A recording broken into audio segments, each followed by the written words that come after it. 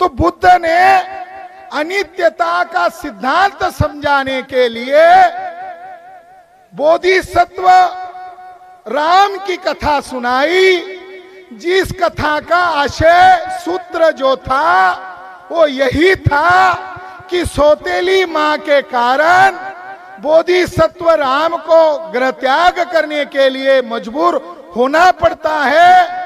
मगर दशरथ जो राजा था वो अपने पुत्र को कहता है तुम 12 साल गृह त्याग करो। जब वो गृह त्याग करने जाता है तो उसका भाई लखन, बहन सीता ये उसके साथ जाते हैं। 9 वर्ष बीतने के बाद दशरथ राजा की मौत होती है और बोधिसत्व राम का भाई वो उसको वहां मिलने जाता है भरत, और भरत उसको कहता है बौद्ध परंपरा के अनुसार बड़ा पुत्र ही राजा होता है, इसीलिए मैं तुम्हें निमंत्रण दे रहा हूं। मगर बोधिसत्व राम कहता है मैं 9 साल हुए हैं, अभी 3 साल ही मुझे रुकना है, इसीलिए तुम जाओ और मेरी जो पादुका है इस पर राज्य करो। मगर ये जो राम और ये लखन और सीता ये भावनिक है, तो इनको ये मत बताना, मैं बताता हूं। जब बोधिसत्व राम कहते हैं हमारे पिता का निधन हुआ, तो उनको पानी में खड़ा करते हैं, क्योंकि वो रोने लगते हैं और बार बार जमीन पर गिरते हैं। तब बोधिसत्व राम ने अपने तीनों भाइयों को उपदेश करते हुए पाली में, पाली भाषा में गाथाएं कही, 10 गाथाएं कही। उसको जातक कथा में 10 धम्म उपदेश कहा है। बोधिसत्व राम ने 10 धम्म उपदेश में एक ही सिद्धांत बताया, पैदा होने वाला आदमी मरता ही है। चराचर में पशु पक्षी जानवर इंसान एक ना एक दिन मरने वाले हैं। ये पाली भाषा में 10 धम्मो उपदेश किया और अंत में वो तीनों जाते हैं। 3 साल तक बोधिसत्व राम जंगल में रहते हैं और राम 3 साल के बाद साकेत में पहुंचते हैं और यहाँ पर कथा खत्म होती है और बुद्ध आखिरी में कहते हैं इसमें बोधिसत्व राम मैं ही था, इसमें लखन, इसमें भरत ये थे अनंता, इसमें सीता राहुल माता थी, ऐसा कहा अंत में। तो ये कथा का आशेष बताकर ये कथा खत्म होती है। ना इसमें रावण है, ना कुंभकर्ण है, ना विभीषण है। साथियों 1971 में जर्मन का स्कॉलर प्रोफेसर वेबर ने ऑन दी रामायणा नामक एक किताब लिखी। तब हमारे लोगों को मालूम नहीं था, अब मालूम हो गया। फुले शाहू अंबेडकर के आंदोलन के कारण संविधान बना, अब हमको मालूम हो गया। 1871 में अंग्रेजों ने फैसला सुना दिया, रामायण वाल्मीकि रामायण ये बौद्ध जातक कथा दशरथ जातक कथा की चोरी है। और जब हमने जातक कथा को ढूंढा और वाल्मीकि रामायण के संवादों को ढूंढा, तो वाल्मीकि रामायण में चोरी इतनी 100% मैच हो गई कि बोधिसत्व राम ने अनित्यता का जो सिद्धांत बताया वो पाली में थे, उसका काना मात्रा भी चेंज नहीं किया, वो एज इट इज संस्कृत में रामायण में उपलब्ध है। तो इस मौके पर मैं आप लोगों को यही कहना चाहता हूं कि रामायण वाल्मीकि रामायण एक काल्पनिक पात्र है।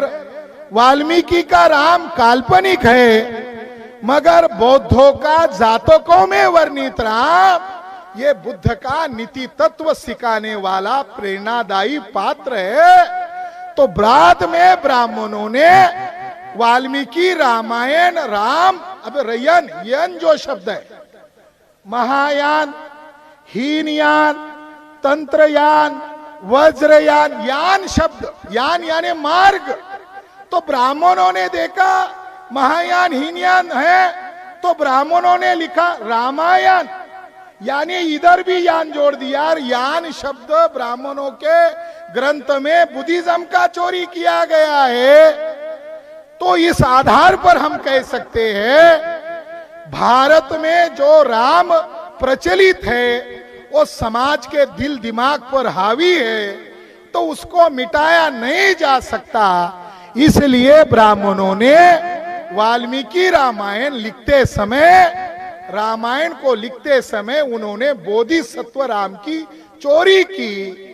और प्रोफेसर वेबर ने यह प्रमाणित कर दिया कि एडी यानी ईस्वी सन 3री और 4थी शताब्दी में वाल्मीकि रामायण लिखा गया है।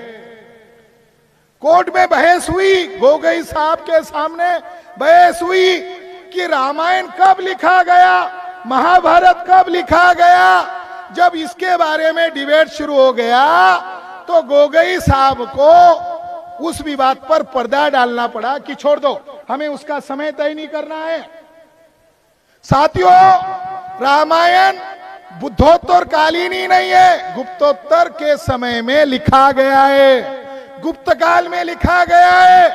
शोक, कुशान, हून, पहलव, इन 4 कम्युनिटी का जिक्र रामायण में मिलता है। रामायण कौन से काल में लिखी गई? कनिष्कोत्तर काल में लिखी गई है, ये हम कह सकते हैं। साथियों, रामायण में 16 बार बुद्ध का जिक्र आता है। रामायण में बुद्ध का 16 बार जिक्र आता है। महाभारत में बुद्ध का 137 बार जिक्र आता है।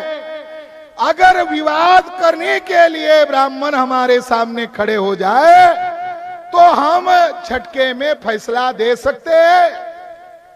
ब्राह्मणों के पास कोई बौद्धिक योग्यता नहीं है। अगर ब्राह्मणों में कुछ है तो ब्राह्मणों में छल, कपट, षड्यंत्र है, इसके अलावा कुछ नहीं।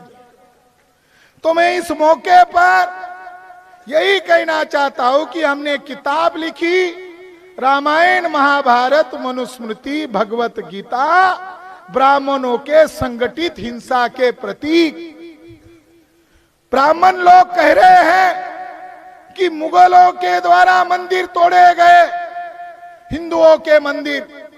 ब्राह्मण बाहर हिंदू के नाम पर प्रचार करते हैं। सुप्रीम कोर्ट में ब्राह्मण वकीलों ने हिंदू का नाम नहीं लिया, ब्राह्मण का नाम लिया। बाहर वो हमारे बैकवर्ड कास्ट के लोगों को हिंदू के नाम पर इकट्ठा कर रहे हैं। और वो हिंदू शब्द स्वामी दयानंद सरस्वती ने सत्यार्थ प्रकाश पेज नंबर 81 पर कहा, हे ब्राह्मणों, तुम अपने आप को हिंदू मत कहो। हिंदू मुगलों द्वारा, मुसलमानों द्वारा दी गई गाली है, जिसका अर्थ काला, चोर, डाकू, छली, कपटी, गुलाम होता है। ब्राह्मण ये बात जानता है, आज भी जानता है, मगर हिंदू के नाम से अपना षड्यंत्र कायम कर रहा है। मैं इस मौके पर यही कहना चाहता हूं, आर्कोलॉजिकल आधार पर जो विवादित जगह है उसके अंदर 2002 में मनी और मांझी जो आर्कोलॉजिस्ट है और एएसआई नागपुर विभाग के द्वारा उसका उत्खनन किया, या नागपुर के लोगों ने उत्खनन किया है। और मंझी और मनी के द्वारा जो रिपोर्ट प्रकाशित की गई, उस रिपोर्ट में यह लिखा हुआ है कि उसके अंदर जो विवादित जगह है, उस विवादित जगह के अंदर हमें जो स्ट्रक्चर मिला है, ये स्ट्रक्चर रानी कुमार देवी का मिला है। और रानी कुमार देवी ने 12वीं शताब्दी में उसका पुनर्निर्माण किया था।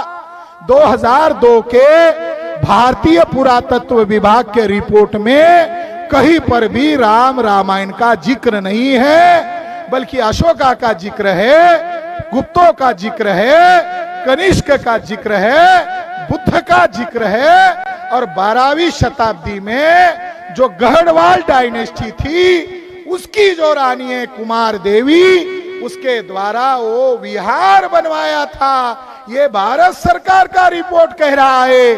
और ये वो कुमार देवी थी गढ़वाल डायनेस्टी की, जिसने सारनाथ में जाकर सम्राट अशोक के स्तूप को जो ब्राह्मणों ने तोड़ा था, उसी शताब्दी में उसका पुनर्निर्माण किया।